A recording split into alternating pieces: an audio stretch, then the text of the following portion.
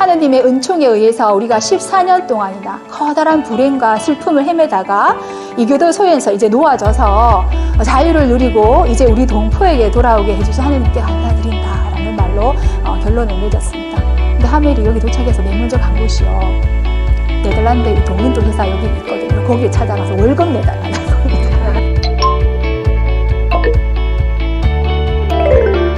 네, 안녕하십니까. 현지연의 역사편지 13번째 시간입니다. 오늘은 핸드릭 하멜의 위대한 기록, 하멜 표류기로 제목을 정했고 강연을 시작해 보도록 하겠습니다. 하멜 표류기 책 한번 읽어보셨나요? 하멜이 어느 나라 사람인지 아십니까? 예, 네덜란드 사람입니다. 풍차, 튤립 이런 걸로 유명한 그 나라죠. 하멜 표류기를 보면 태풍으로 이렇게 조선에 이렇게 표착한 네덜란드 핸드릭 하멜이라는 사람이 13년 28일 동안 조선에 있었습니다. 그래서 있었던 그 동안의 억류 생활을 기록한 책으로서 서양인이 썼던 최초의 보고서입니다. 이렇게 정의가 되어 있는데요. 이 하멜이 타고 왔던 스펠베르호라는 이 배입니다. 굉장히 크게 보이는데 사실은 64명의 승무원들이 탔다고 하니 그렇게 1톤이라는 말이 있는데 그 정도는 아닌 것 같고, 나가사키로 가는, 일본으로 가는 무역한 상선이었습니다. 그래서 여기에 많은 배들이 배 안에 물건들이 굉장히 많았어요. 그러다가 태풍을 만나가지고 표류하게 되었는데요. 이 사람들이 제주도에 표류함에 대해서 그들의 생활에 대해서 일단 먼저 좀 살펴보겠습니다. 하멜 일행이 도착했던 곳이 제주도입니다. 그들의 말로는 퀄파트라고 얘기를 하더라고요. 제주도를 봤을 때 대방이라는 서남 쪽에 표류를 하는데 1653년 8월 16일 날 제주도에 표류를 합니다. 이들은 사실 출발점은 어디였냐 하면 인도네시아 자카르타라는 곳입니다. 수도죠. 바이타이라는 곳에서 출발을 하는데요. 여기서 출발을 해서 나가사키로 가다가 태풍을 만나서 여기 표류를 하게 됩니다. 표류하기 직전에 이 배가 보시면 암초에 부딪혀가지고 파손이 되거든요. 그래서 64명의 사람들 중에서 36명만 살아남고 나머지 사람들은 죽었습니다. 그래서 이들이 섬에 도착하자마자 이제 그들의 시신을 맨 먼저 묻었다라고 기록이 되어 있고요. 이제 그들이 이제 도착을 해서 난파했던 물건들을 좀 추스려가지고 천막을 치고 그다음에 먹을 것들을 준비하고 안착하고 있는데 지나가는 사람들이 보일 거 아닙니까? 그래서 여기가 도대체 일본인지 중국인지 조선이라고 생각을 못했던 겁니다. 지나가는 사람들 이렇게 부르는데 사람들의 모습을 보니까 중국식 복장을 하고 있었는데 머리에는 말총으로 짠 모자를 쓰고 있었다. 해적이나 본토에서 추방된 중국인들이 사는 것처럼 생각을 했다고 합니다. 그러면서 조금 겁이 났대요. 저 사람들 도대체 누구지? 혹시 좀 물이라도 좀 빌려야 되겠다 하면서 막 부르면 그들도 도망가고 자기들도 겁을 먹고 서로 대치되는 상황이 벌어졌습니다. 우리도 외국에 가면 이렇게 낯선 사람들 보면 겁이 나잖아요. 제가 좀 특별히 그렇거든요. 맨날 밖에 나가면 바보라고 선생님들이 놀리시는데 저는 외국 사람들이 좀 무섭더라고요. 근데 아무래도 이들도 전혀 모르는 나라에 왔으니까 하멜도 굉장히 무서웠을 것 같습니다. 그래서 처음 도망가던 그 사람들이 그 다음 날 관청에 알렸겠죠. 알려서 병사들이 이 하멜이 천막 쳤던 주변을 뺑 둘러삽니다. 그리고 나서는 그들에게 어디서 왔는지 막 물어봐도 통하지 않죠. 우리는 일본이라 부르고 왜라고 부르고 이 사람들은 야판 이렇게 얘기하니까 서로 당연히 통하지는 않았는데 그래도 사람인지라 서로 조금 정적으로 이렇게 만나면서 조선인들이 이들한테 먹을 것도 좀 주고 그랬답니다. 그러면서 일단은 외국 사람이라는 걸 느꼈기 때문에 그들이 가져왔던 물건들을 전부 다 봉인해요. 그래서 딱 이제 묶어 놓고는 그들한테 필요한 것들 조금씩 나눠주는데 요 장면은 뭐냐 하면 이 사람들 엉덩이 까고 막고 있는 장면인데 이렇게 조선인들이 이들이 가지고 온 물건을 훔쳤어요. 그래서 볼기짝을 맞고 있는 장면입니다. 이 네덜란드인들이 여기서 살고 있었고 어쨌든 말은 통하지 않았지만 이들이 조금 굶주리는 것 같아서 먹을 것을 줬다라고 하멜이 기록하고 있습니다. 사실 제가 오늘 얘기하는 거는 하멜이 기록했던 것들이 대부분이고 또 어떤 거는 우리나라 실록에 적혀져 있는 것도 있고 그 이후에 하멜 표류기가 나오고 난 다음에 여러 학자들이 해석했던 것들이 있습니다. 그걸 토대로 말씀을 드리겠습니다. 이원진이라는 사람이 있었는데요. 그 사람이 제주 목사였어요. 그러니까 이 사람들이 아까 전에 있었던 그 대방이라는 서남쪽 지역에 있다가 제주시 쪽으로 끌려가게 됩니다. 거기에 제주 목사 이름이 이원진이었는데 그가 이들을 만나서 대화를 하는데 자기도 보고 놀랐겠죠. 이 사람들은 눈이 파랗고 코가 높고 머리가 노랗고 수염이 짧습니다. 구렛나루 깎고 콧수염만 남겨놓는 자도 있었고 머리를 풀어 산발하고 여인들이나 입은 알록달록한 지렁지렁한 옷을 입는 것이 우리와는 풍습이 크게 다른 것 같다. 왜 말을 아는지 시켜보았대. 너희들이 서양의 길리시단 자인가? 하고 물었더니 야야 하고 대답했다. 우리를 고려라 했고 일본을 가리켜 난가사키라고 했습니다. 이렇게 효종실록에 되어 있습니다. 이게 이원진이 효종한테 올렸던 그 장계의 내용입니다. 그러니까 이원진이 이 하멜 일행을 질문을 했죠. 서로 질문하고 화답하면서 나왔던 얘기를 이제 왕에게 올렸는데 이원진이 예전에 동네 부사로 있었던 경험이 있어요. 그 동네에 가면 외간이라고 해서 일본인들이 거주하는 지역이 있거든요. 이제 거기서 서양에 대해서도 좀 들었고 일본 사람들에 대해서 조금 들었던 모양입니다. 그래서 하멜이 이렇게 기록했습니다. 이원진이라는 사람 참 좋은 사람이다. 그리고 그는 화란어를, 그 네덜란드어를 조금 알고 있는 것 같다. 그래서 우리가 얘기하는 것을 자기 일지에 뻑뻑하게 기록하고 있더라. 이렇게 기록하고 있는데요. 길리시단자가 뭐냐 하면 기독교인을 말합니다. 그러니까 이거를 동네에 있을 때 들었던 거죠. 그리고 야야가 맞다란 뜻이고, 그러니까 이원진은 그들이 말했던 대판 하면 대만이고 코리아 하면 고려고 타르타르족은 뭐 중국 사람이다 뭐 이 정도를 알았던 겁니다. 그런 것들을 자기가 듣고 우리나라 말로 해서 그 왕에게 올렸던 겁니다. 그래서 이원진이 하멜에게 이렇게 얘기합니다. 조금만 기다려봐라. 내가 왕한테 이 장계를 올렸으니까 조금만 있으면 왕한테 좋은 소식이 오겠다라고 하면서 아주 친절하게 여러 가지 먹을 것부터 시작해서 다양하게 제공을 해주었다고 합니다. 그러다가 이 하멜 일행이 그러면 우리를 어떻게 할 거냐, 우리 일본에 보내달라고 쪼르는데도 그게 답변을 하지 않아요. 그러면서 어떤 집에 이들을 36명을 가두는 것도 아니지만 그 집에 머물게 합니다. 이 집이 누구 집일까요? 한번 보세요. 총독은 우리 모두를 어떤 집에 가도록 했는데 그 집은 국왕의 숙부가 왕위를 찬탈하고 국방을 추방하려다가 송신형을 받고 죽을 때까지 살았던 집입니다. 이렇게 되어 있습니다. 누구 집일까요? 제주도에 있는 광해군이 유배하면서 살았던 집입니다. 그러니까 36명이 살아야 되니까 왕이 있었던 곳이니 아무래도 넓겠죠. 그리고 살았던 곳도 아무래도 조금 편했을 것 같고 그 집에서 좀 편하게 살으라고 그 제주 목사가 이 집을 허락해 준 것 같습니다. 근데 좀 반대로 알고 있죠. 그러니까 숙부가 아니라 광해군은 지금 효종이 할아버지 뻘이고 반대잖아요. 인조가 광해군을 이렇게 했는데 좀 잘못 알고 있지만 어쨌든 이렇게 기록을 해놨다고 합니다. 그래서 거기에서 이원진이 한 번씩 불러서 잔치도 베풀어주고 여러 가지 많은 것들을 해줍니다. 그러니까 왜냐하면 서울에서 연락이 올 때까지 기다리는 거죠. 어느 날 이원진이 그 하멜과 그 1등 항해사 몇 명을 불러요. 불러서 이 사람을 만나게 했습니다. 여러분도 아시겠지만 박연이라는 사람인데 얀얀스 벨테브레입니다. 이분도 마찬가지로 네덜란드 사람입니다. 그래서 하멜 기록이 이렇게 됐습니다. 자기가 딱 보니 서양인이 앉아있어서 너무 놀랐다. 눈이 희둥그레졌다 라고 합니다. 그러면서 이원진이 이렇게 물었습니다. 이 사람이 누군지 알겠습니까? 네, 우리와 같은 화란이입니다 라고 얘기를 했습니다. 아닙니다. 틀렸다. 이 사람은 코리아 시안이다. 한국 사람입니다. 이렇게 얘기했습니다. 이 사람은 우리와 형제와 같다. 이렇게 얘기를 합니다. 그러니까 이원진이 봤을 때 이 사람은 조선 사람인 거죠.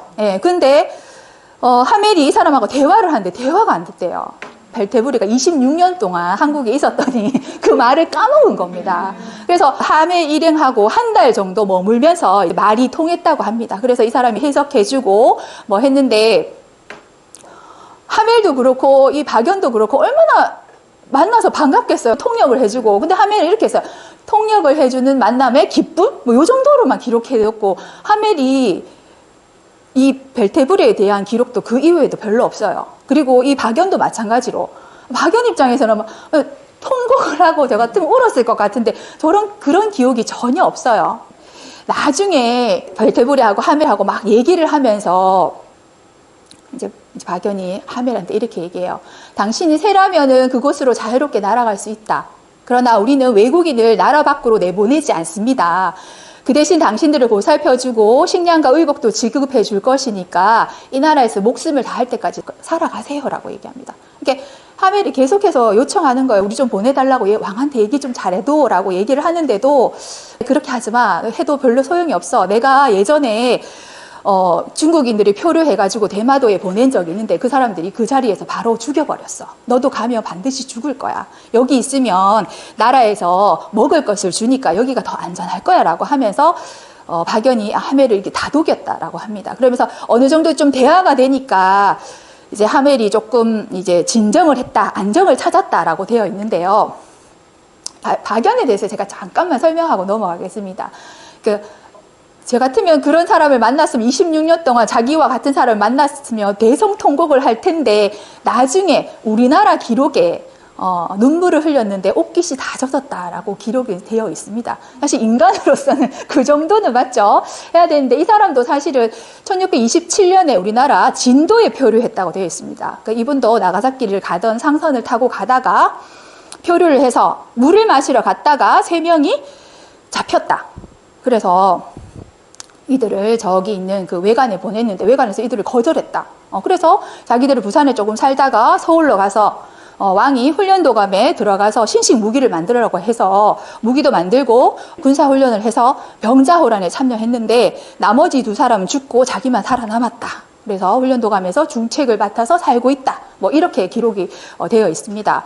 근데 별대부레가 사실은 좀 비하인드 스토리가 있는데요. 이 사람이 진짜 그 나가사키에 가는 무역 상선을 탔는지 아니면 경주에 표류를 해서 중국의 정코라는 게 있어요. 해적질을 했다는 기록이 있어요, 이 사람이. 그래서 하멜이 그런 기록을 제대로 못 남겼는 것 같아요. 경주에 표류를 해서, 그러니까 나가사키에서 오면 사실은 남해에 이렇게 하는 게 맞지만 해적질 하다가 일본하고 무역했던 배를 훔쳤기 때문에 경주에 표류를 하는 게 사실은 맞거든요. 아마 그랬던 기억도 있고, 나중에 1988년에 우리나라 전라도에 사는 김태진 교수님이 네덜란드에다가 신문을 기고했는데 이 사람 내용이 있었어요. 그래서 13대 손 핸드릭 베테브레라는 사람이 나타났어요. 알고 보니 이 사람이 여기 오기 전에 아내가 있었다고 합니다. 핸드릭 베테브레라는 이름 자체가 좀 많이 없대요. 그래서 베테브레라는 이 이름이 성씨가 없었던 모양입니다. 그래가지고 그 사람들이 한국에 구경을 왔다, 한번 방문한 적이 있다라고 되어 있습니다. 한국에서 자식은 있었어요. 아들하고 아내하고 딸도 있고. 근데 그들이 어떻게 살았는지 그 이외에는 기록이 없습니다. 이거는 난파선에서 받은 이제 물건들이에요. 이원진 그 제주 목사가 이제 떠나야 돼요. 임기가 끝나고. 근데 이거를 그들이 다 봉안하고 있다가 하멜한테 조금 넘겨줍니다. 넘겨주면서 내가 이제 떠나는데 이걸 팔아서 좀 살아라. 그러면서 방한복 넘겨주고 뭐 여러 가지 물품을 줍니다. 근데 사실은 이원진 그 사람이 이거를 인심 쓰듯이 주는 것 같지만 사실은 이건 다 하멜이 가져왔던 물건들을 조정해서 먼저 쓴 거예요. 그러니까 청나라한테 물품 바칠 때 녹비 같은 것들을 먼저 바치고 그래도 양심상 그들한테 돈을 지불해야 된다라고 하면서 방한복이나 이런 물건을 이제 교차했다고 합니다. 사실 뭐 임금 입장에서 이거 안 줘도 상관은 없는 거예요. 맞잖아요. 그 나라 그때 상황에서 봤을 땐 그래도 효정이 이렇게 얘기했대요. 최면상, 인간적 도리상 내주도록 하여라 이렇게 얘기했다고 합니다. 첫 번째로 탈출 시도라고 제가 제목을 정했는데요. 이 제주도에 있으면서 몇 개월이 지났는데 왕한테 소식이 없는 거예요. 그래서 이들이 탈출을 시도합니다. 그러니까 바닷가 주변에 배를 살짝 타고 도망을 가려고 몇 명이 준비하다가 개소리 때문에 들켰습니다. 제주도 개가 굉장히 사납다 하더라고요. 그래서 개소리 때문에 주민들이 달려오고 주민들에서 관아에 붙잡혀 가서 볼기짝 25대를 맞았다. 한 달 동안 엉덩이가 짓물려서 고통이 심했다라고 되어 있습니다. 그래서 집안에서 이제 그 감시가 점점 심해졌겠죠. 그때부터. 그리고 드디어 그들이 도착하고 나서 7개월 만에 서울로 압송해라라는 명령이 떨어졌습니다. 도대체 7개월 동안 조정에서 무슨 일이 있었을까요? 그들도 나름대로는 이 사람들 죽이자 아니면 그냥 놔둬라 이런 의견들이 굉장히 많았을 것 같습니다. 그래서 일단은 그래도 효정이 인도적으로 이들을 살려두자라고 얘기를 하면서 일단 이들을 만나봐야 되겠다라고 하면서 서울로 가게 되는데요. 4개의 배로 나누어집니다. 왜냐하면 이들이 탈출했던 경험이 있었기 때문에 그걸 못하기 위해서 4개의 배에 나누어서 팔 하나, 다리 하나를 기둥에 묶고 그들을 이제 서울로 이제 보내지게 되었습니다. 좀 힘들긴 했겠죠. 가면서 14개의 배로 타고 가서 중간에 배를 내려서 육지로 뭐 이렇게 갔다라고 되어 있는데요. 가면서 하멜이 그 지역의 이름들을 이렇게 다 기록으로 남겼어요. 근데 하멜은 네덜란드 이름입니다. 그렇죠? 그거를 하멜 표기식으로 적고 이것을 또 발음을 우리나라 적고 이거 나중에 이제 해석하는 과정에 이 지역이 됐긴 했지만 지금 서울에 놀러 가는 거 아니잖아요. 맞죠? 하멜이 서기관이었습니다. 이 서기관은 장교급이기 때문에 좀 똑똑한 사람은 맞아요. 나이는 23살밖에 안 됐지만 그래서 그런 거를 힘든 과정을 거치면서도 그 중간중간에 이 기록을 계속하고 있었던 겁니다. 예. 전혀 두이치앙, 대창하고 이게 맞는지 모르겠지만 나중에 이 사람들이 갔던 거를 이렇게 거슬러 보니 이 지역이 나왔던 것 같습니다. 네. 그래서 드디어 1654년 6월 26일 날 창덕궁에서 효정을 만나게 됩니다. 이게 효종이랍니다. 왜 이렇죠, 효종이? 이게 왜 그러냐 하면, 이게 파나본이거든요. 이게 나중에 찍어야 되니까 파나본을 만드는데 유럽인들이 봤던 왕의 모습입니다. 그러다 보니 이렇게 되었는데, 이제 왕을 만나서 제발 우리 좀 보내주세요. 뭐 박연이 당연히 통역을 하겠지만 제발 우리 좀 보내주세요. 우리 나가사키로 가야 되고 우리는 어떻게 왔다 그러고 계속 이제 설명을 하고 하는데 왕은 이렇게 얘기합니다. 보내줄 수는 없다. 우리의 법도가 그렇지 않다라고 얘기를 하죠. 하지만 여기 있으면 내가 너네를 먹여 살려주겠다. 의식주는 해결해 주겠다라고 얘기를 하죠. 예, 그러면서 왕도 뭐 여러 가지들을 많이 베풉니다. 그 대신 이들한테 요구하는 게 있었어요. 춤하고 노래를 주라고 그래요. 잔치를 벌려주면서.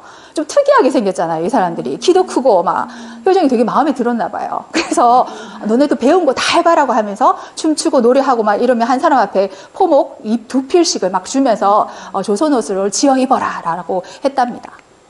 그리고 나서 이들은 그 중국인들이 사는 집에서 서울에 약간 머물게 되거든요. 근데 거기서 중국인들이 많은 일을 시켜요. 근데 사실 효종 때 우리나라 요 시기가 약간 소빙기처럼 약간 빙하기가 살짝 있었어요. 그래서 굉장히 추웠답니다. 그래서 나무 해오락하고 뭐 하여튼 잡다한 일을 중국인들이 너무너무 많이 시켰어요. 그래서 추운 겨울에도 5km가 넘는 것을 나무로 하러 갔다라고 되어 있습니다. 그래서 풀 뽑아라 하고 막 하여튼 일을 굉장히 많이 시키기도 했고 또 소문에 왕 앞에서 춤추는데 너무 잘하는 거예요. 그래서 그 양반들이 그들을 불러서 또 춤을 추게 하고 또 소문에 얘네들 코가 막 뒤로 가가 물을 마신다 하더라. 막 금발이잖아요. 그 괴물처럼 보이나 봐요.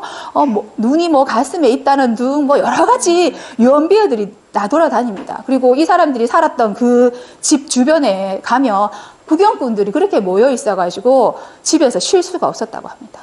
고단한 생활을 하여튼 서울에서도 많이 했습니다. 근데 호종은 하멜 일행이 가지고 있는 총포술, 화술, 무기 만드는 이런 것들 굉장히 이용하고 싶었거든요. 그래서 보내지 않았던 겁니다. 그런데 효종은 그렇게 하지 않고 이들을 그냥 자기 친위병으로 뒀어요. 이들 특이한 모습 때문에 이들을 내 주변에 두겠다라는 의지였습니다. 좀 안타깝죠. 이게 발테부레 같은 경우에는 그 사람이 가지고 있던 그런 기술을 우리나라에 굉장히 많이 도움이 됐는데 이 사람들은 박연보다 더 많은 사람들이 있음에도 불구하고 효종은 그런 거를 사용하지 못했던 것 같습니다. 좀 안타까운 일입니다. 그것이요. 그리고 이 하멜이 자기가 군사 훈련을 받기 위해서 훈련 도감에 있었거든요. 있으면서 우리나라 군인들을 보고 이렇게 얘기했습니다. 군사들은 봄에는 3개월, 가을에는 3개월 훈련을 받는다. 매달 3번씩 사격 훈련과 그 밖에 전술 훈련을 하러 다닌다. 전쟁 연습이 행해지면 세상의 모든 책임이 그들 어깨에 달려있는 것 같다. 효종이 이때 북벌론을 실시하거든요. 그래서 군인들한테 정말 많은 일을 시켰대요. 정말 조선에서 유례없이 많은 훈련을 받았다라고 되어 있습니다. 그러니까 이 모습을 하멜이 보고 나라를 진짜 짊어지고 있을 만큼 이 사람들이 힘듦을 보였던 거. 그리고 이 하멜 일행 중에서 핸드릭 얀스와 핸드릭 얀스 보스라는 이 두 사람에게도 호패를 나눠줘요. 호패라는 것은 그 사람들의 인원수 또 그 사람들의 세금 이런 문제 때문에 만들잖아요. 그래서 이들한테도 이 두 가지를 나누어 줍니다. 그래서 이런 사람들이 훈련 도감에서 일하면서 월급도 받고 했다는 기록도 있습니다. 이 남시라고 되어 있는 이유는 네덜란드가 남반이라고 부르거든요. 그래서 남시를 붙였다라는 기록이 있습니다. 이 조선에서 화란이를 억류시킨 4가지 이유라고 제가 제목을 정했는데, 왜 조선에서 이 네덜란드 사람을 그냥 보내면 되잖아요. 근데 이 안 보내는 이유가 있어요. 첫 번째가 정치적 이유예요. 왜냐하면 이들이 왔을 때 보통 우리나라는 그 전에는 외국인들이 오거나 표류를 하면 중국인이든 일본인이든 오면 정말 극진하게 따뜻하게 대접해서 보냈다라고 기록이 되어 있습니다. 그런데 조선에서 정말 예외적인 게 임진왜란, 병자호란, 효종 때입니다. 이 효종 때 북벌론을 했기 때문에 그들이 가지고 있는 군사 기밀이 밖으로 나갈까봐 누가 들어와서 다시 보내는 걸 꺼려했던 겁니다. 그래서 하멜이 못 갔던 거예요. 시기를 좀 잘못했죠. 그리고 두 번째는 일본의 시마바라의 난과 갑신표류 사건 때문입니다. 시마바라의 난은 일본의 예수를 믿는 시마바라의 그 농민들이 난을 일으켜요. 그래서 도쿠가와 히에요시가 이 사람들 다 죽여버립니다. 그러니까 너네들이 가면 나가사키를 보내달라 하는데 가면 죽는다는 겁니다. 그래서 보내주지 않았고, 갑신표류 사건은 이때 중국인들이 왔을 때 대마도에 보냈는데 그 사람들이 예수를 믿는다고 해서 사람들 다 죽여버렸어요. 이런 사건들 때문에 내가 너를 못 보낸다는 이유죠. 그다음 세 번째는, 이유는 좋아요. 청나라 공격 가능성. 뭐냐 하면 내가 이 하멜 이름을 이용해가지고 너무 많은 무기, 군사훈련 이런 것들을 통해서 내가 청나라 뒤에서 탁 칠 수 있어. 북벌론에 관한 거죠. 그것 때문에 안 보낸다는 거죠. 마지막은 동정심입니다. 효종이 청나라 골모로 간 적이 있습니다. 네, 자기도 그런 게 경험했었거든요. 그러니까 이들이 굉장히 안타까웠고 좀 불쌍하게 생각했던 모양입니다. 보내주는 게 아니라 자기가 잘 돌보겠다는 거죠. 그리고 뒤에 가면 제가 설명하는데 이들의 목숨을 구해주는 일도 몇 번 있습니다. 그러니까 여러 가지 자신의 나름대로는 이유 때문에 이 조선에서는 이 사람들을 보내주지 않았던 것 같습니다. 그리고 하멜 일행에 제가 아까 정치적 이유 중에서 청나라 이야기가 있는데요. 하멜 일지에 청나라 사신 이야기가 4번이 나옵니다. 청나라에서 화란인이 와 있다는 것을 알면은 서양과 통해서 북벌을 계획하는 것이 아닌가 의심을 한다. 그래서 제주도에서 건진 총포나 물건들을 공짜로 바치라고 요구가 있기 때문에 이 하멜 일행을 청나라 사신이 올 때마다 남한산성에 갇혀 있었어야 돼요. 그 4번이나 있었대요. 그러니까 이 사람들이 진절머리가 나는 거예요. 또 청나라 사신 왔을 때 이 핸드리 얀스와 핸드리 얀스 보스가 이 청나라 사신 왔는데 거기 길목에 뛰어들어요. 이 밖에는 조선 옷을 입고 안에는 네덜란드 복을 입었나 봐요. 막 벗으면서 자기 네덜란드 사람이라고 자기 좀 보내달라고 막 외치거든요. 뭐 알아듣는 사람은 당연히 없겠죠. 근데 이 소식을 듣고 박연이 와가지고 청나라 신한테 제발 가가지고 이 얘기 하지 마라 달라고 하면서 거액의 뇌물도 주고 막 이렇게 합니다. 이 두 사람은 당연히 감옥에 끌려가고 하멜 일행 모두가 대궐에 불려갑니다. 그래가지고 곤장 50대 명이 떨어지죠. 그런데 이때 효종이 이것을 무마시킵니다.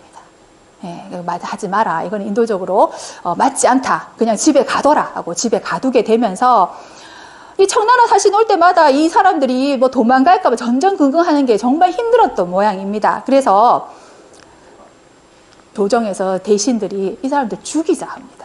아니면 조선인 2명, 네덜란드인 1명 해서 싸우셔서 이 사람 죽이자. 뭐 이런 방법을 취하든 어떻게든 이 사람을 없애자고 합니다.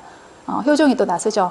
그거는 인도적으로 안 된다라고 얘기를 하면서 이들을 유배를 보내기로 결정을 합니다. 그러니까 효종이 이들의 목숨을 구한 건 맞습니다. 그래서 요 까만 선이 한양을 올라갈 때 길이고 빨간 선이 내려올 때 길인데 내려올 때 하멜이 기록은 영암에서만 기록을 남겼습니다. 기분이 언짢았었던 모양입니다. 그래서 별로 크게 거기에 대한 기록은 남아있지 않고 강진에 내려오게 되거든요. 강진에서 거의 7년 동안 생활을 합니다. 생활하고 이렇게 까만선이 처음에 도착해서 서울을 갔고 강진에서 나중에 순천 뭐 이렇게 해서 이렇게 가는 탈출하는까지 지도에 나와 있는데요. 이 강진에 가면요 한 골목에 이 골목의 담장 이름이 하멜의 담장이라고 되어 있습니다. 하멜의 감싹기라고 되어 있거든요. 이렇게 밑에 화강암 두껍게, 그 다음 중간중간에 흙 넣고, 그 다음에 위에 가는 돌 넣고 지붕으로 얹었다라고 하는데 최근에 어떤 선생님이 이거 여기 갔나 봐요. 그래서 통화했는데 너무 분위기가 좋더라 하면서 여기는 꼭 한번 가봐야 된다고 말씀을 하시더라고요. 저도 이거 준비하면서 한번 갔다가 정말 너무 강의하고 싶었는데 하지는 못했습니다. 하여튼 이 길이 굉장히 쫙 이렇게 있대요. 그래서 빗살 무늬로 되어 있어서 굉장히 분위기가 좋다라고 들었습니다. 이게 담 쌓는 일부터 시작해서 막 잡다한 일을 굉장히 많이 했어요. 그리고 또 식사가 소금하고 물밖에 없어가지고 굉장히 괴로웠다는 얘기입니다. 그래서 하멜이 스님하고 지냈대요. 종교적으로 뭔가가 그리스도와 불교랑 뭐 통하진 않지만 어쨌든 그런 의미, 인도적인 평화, 사람들의 이 마음 이런 것들이 좀 통했나 봐요. 하멜이 특히 그 스님들과 지냈다고 합니다. 그래서 스님들이 그 탁발이라고 하죠. 구걸하는 모습을 보고요. 아, 우리도 이렇게 해야 되겠다 생각하고 구걸을 배웁니다. 예, 그래가지고 먹을 것을 구하고 했다는 이야기가 있습니다. 옷도 장만하고. 예. 그렇지만 스님들이나 주변의 사람들이 굉장히 많이 도와줘서 조선 사람들은 참으로 온순하고 너그럽고 성격이 좋다. 인정이 있으며 법을 잘 지킨다라고 아주 좋은 글을 남겼습니다. 물론 다른 데 보면 욕하는 글도 있었어요. 제가 그걸 뺐는데 아무튼 이렇게 그 병영에 살 때, 강진에 살 때는 사람들하고 사이가 굉장히 좋았던 모양입니다. 앞에서 제가 얘기했듯이 구걸하고 힘들었던 거는 이 조선에 있었던 모든 사람들이 그랬어요. 왜냐하면 이때 가뭄이 심했거든요. 몇 년 동안 가뭄이 있어서 이제 흉년이 들고 하니 하멜일행도 뭐 예외가 아니잖아요. 예, 그래서 먹을 것이 더더욱 없었습니다. 그래서 전염병도 돌고 강도도 들끓고 하는 바람에 사람들이 많이 죽었어요. 사실은 에서 36명이 올라갔었잖아요. 근데 올라가는 길에 한 명이 죽었어요. 병사로 죽었고, 그 다음에 이 하멜 일행을 인질로 잡아놓기 위해서 조선말 잘하는 세 사람을 강진에 먼저 내려보냈거든요. 그리고 아까 전에 그 청나라 사신했었던 그 사람들이 죽어요. 예, 잡혀 감옥에 갇혀 있다가 이제 죽게 되는 소식을 듣거든요. 그래서 여기 남아 있던 사람 세 사람하고 합치면 33명밖에 남지 않았습니다. 여기 남았을 때요. 기근도 있었고 뭐 여러 가지 이유로 사람들이 몇 명이 죽었다라는 것을 알 수 있습니다. 그래서 이 강진 병영에선 더 이상 너네들한테 먹을 걸 줄 수 없다. 너네들 떠나라라고 합니다.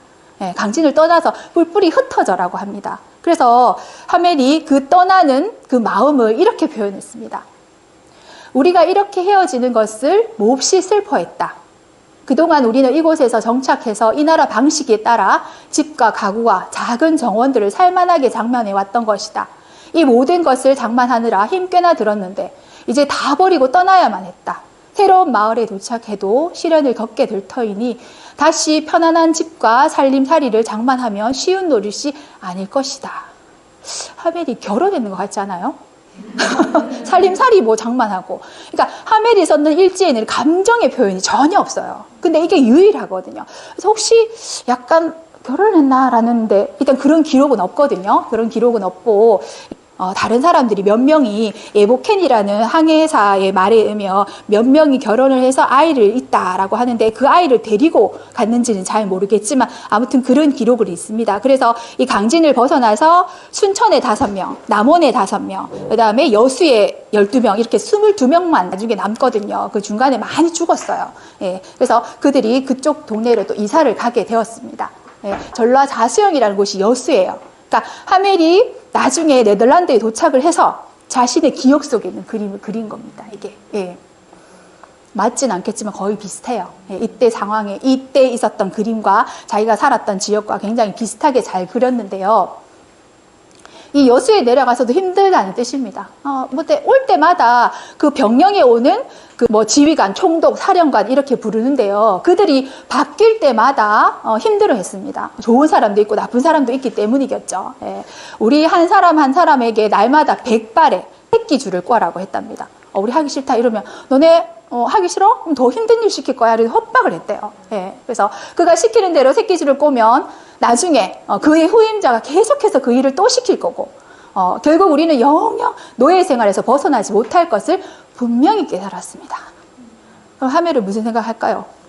그렇죠. 도망가야죠. 이제 드디어 결심합니다. 예. 이제 탈출을 결심하고 만발의 준비를 합니다. 이들이 정말 금금절약하고 구걸했던 이유가 돈 모으기 위해서거든요. 예, 돈을 많이 모아가지고 1666년 9월 4일에 드디어 일본으로 탈출하는데 이 사람들이 이 탈출할 때 배를 구할 때요, 좀 친한 조선인에게 우리 저 주변에 솜 사러 가야 되는데 배 한 척만 구해달라고 합니다. 예, 그래서 그 사람이 배를 구해주는데 배를 팔려고 했던 사람은 조선인이었는데 나중에 사갔던 사람이 화란인이라는 것을 이 배 주인이 듣고는 안 판다는 겁니다. 혹시나 너가 도망가면 나 죽을 줄 모르는데 팔지 않겠다고 하니 하멜이링이 2배의 돛을 줍니다.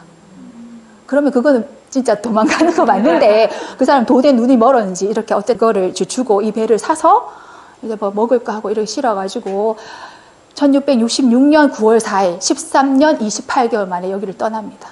이 장면은 떠나고 나서 9월 8일 날 일본 배를 만나는 겁니다. 이 사람들이 일본인인지 아닌지 몰랐는데 모습이 일단 조선 사람은 아닌 것 같고 느낌으로 그래서 나가사키라고 막 외치면서 이들에게 붙잡힙니다. 일부러. 예, 붙잡혀서 고토라는 곳에 며칠을 머물다가 나가사키 이 본토에 이제 떠나가게 되었습니다. 나가사키 총독 앞에 가서 나가사키 총독이 이 함에 일행했던 질문지입니다. 이런 거예요. 그 켈파섬 제주도에는 어떤 게 있어? 뭐 섬하고 얼마나 멀어? 그 조선에는 소와 말이 얼마나 자라고 곡식은 어떤 것들이 있는 거야? 그 조선의 왕은 왜 너네들을 안 보내준대? 조선의 상황이 어떤지, 전쟁 상황이 어떤지, 먹을 54개의 정말 디테일하게 쫙 적혀져 있습니다. 13년 동안 있으면서 조선에서 이들에게 아무것도 묻지 않았거든요. 근데 일본이라는 나라가 이때만 해도 정보가 있어야 된다는 개념이 있었던 것 같아요. 이거를 한두 번이 아니라 몇 번을 물었다고 하더라고요. 이 질문이 끝나고 난 다음에 이들이 간 곳이 나가사키 앞에 있는 데지마라는 인공섬이에요. 인공섬.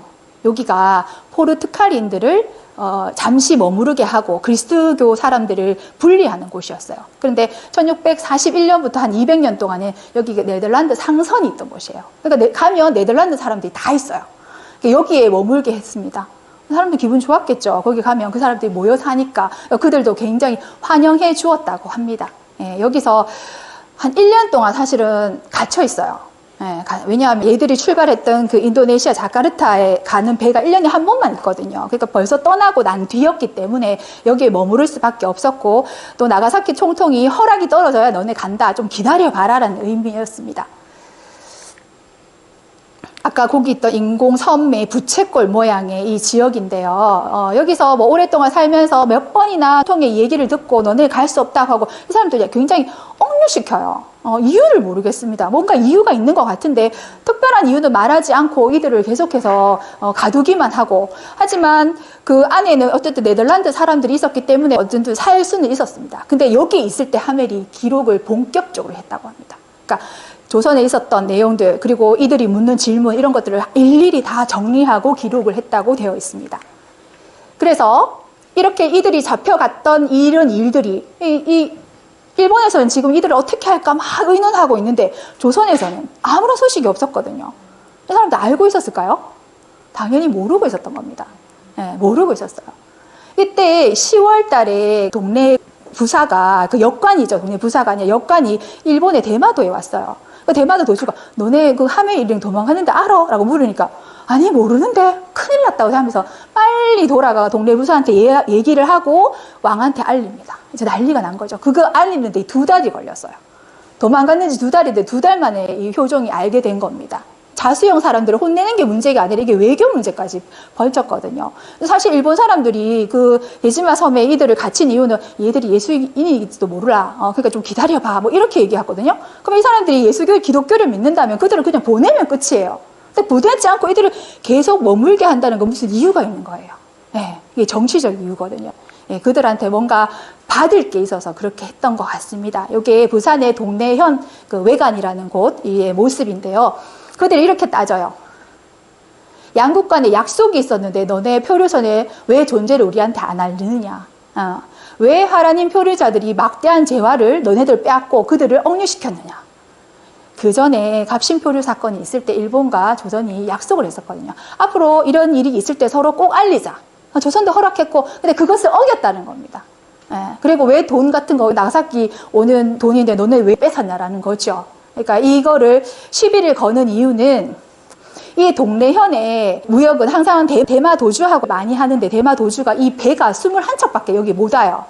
좀 많이 이제 오게 해달라는 걸 쪼르기 위해서 하는 겁니다. 사실은 자기들이 뭔가 이익이 있겠죠. 이익을 위해서 10척 정도 좀 해달라는 것을 이제 쪼르기 위해서 이런 얘기를 했는데, 이거를 해결하는 사람이 벨테부르예요.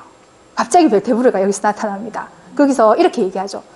예전에 우리가 왜 얘기 안 했냐면, 예전에 경주에 표류했던 사람이 있었는데 내가 여기 외관에 보냈더니 너가 거절했잖아.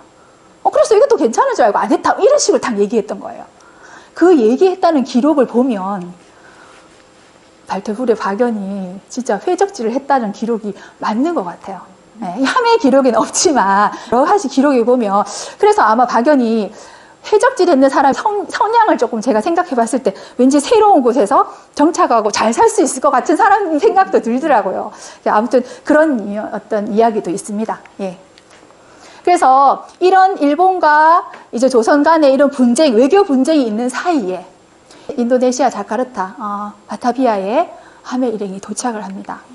스펠베로를 타고 14년 전에 떠났던 그곳을 다시 도착을 합니다. 네. 도착했던 날짜가 1667년 11월 28일입니다.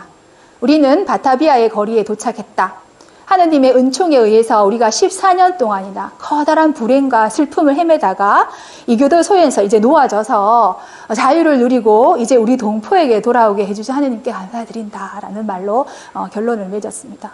근데 하멜이 여기 도착해서 맨 먼저 간 곳이요, 네덜란드 이 동인도 회사 여기 있거든요. 거기에 찾아가서 월급 내달라는 겁니다. 월급 주세요. 저희 14년 동안 월급 못 받았는데 월급 주세요라고 얘기를 합니다. 그러니까 우리나라에 13년 나가사키 1년 있고 해서 14년 동안 월급 달라고 하는데요. 동인도 회사에서 이렇게 얘기합니다. 배를 잃어버리고 배가 사라졌을 경우에는 동인도 회사 규칙상 월급을 줄 수 없다. 그러면 너희들이 나타났던 나가사키부터 시작을 해서 월급을 주겠다. 1년치입니다. 1년치를 딱 줍니다. 하멜은 이 자카르타를 떠나지 않아요. 나머지 7명만 네덜란드 동인도 회사에 갑니다. 가서 하멜이 썼던 일지를 들고 가요. 그래서 동인도 회사 본사에, 네덜란드 본사에 내밉니다. 우리 이렇게 고생했어 달라고 하지만 그들은 위로금을 합쳐서 2년치 월급만 받았습니다. 이것도 나이대로 줬다고 하더라고요.